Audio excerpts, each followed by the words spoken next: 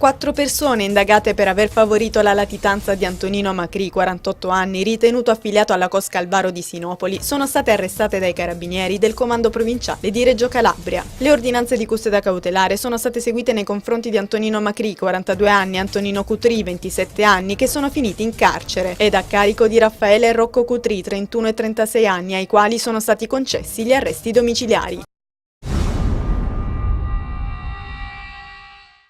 6 le piazze calabresi in cui è stato organizzato lo sciopero generale della CGIL per rilanciare le politiche sul lavoro e protestare contro i tagli del governo centrale. Dalla Calabria si è registrata un'adesione media del 45%. Più di 20.000 lavoratori e lavoratrici hanno preso parte ai comizi conclusivi, dando vita a manifestazioni gioiose e colorite.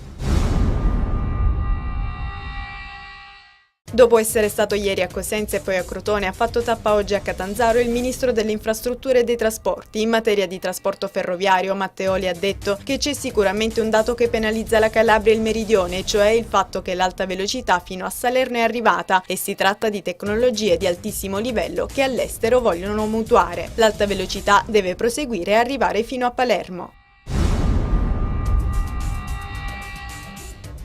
Sono 2 le iniziative benefiche presentate ieri a Crotone dall'Associazione Solidarietà guidata dal giudice Raffaele Lucente. La finale del torneo di calcio a 5 Sport e Solidarietà è la tradizionale vendita di azalee, il cui ricavato sarà devoluto all'Associazione Italiana Ricerca Cancro.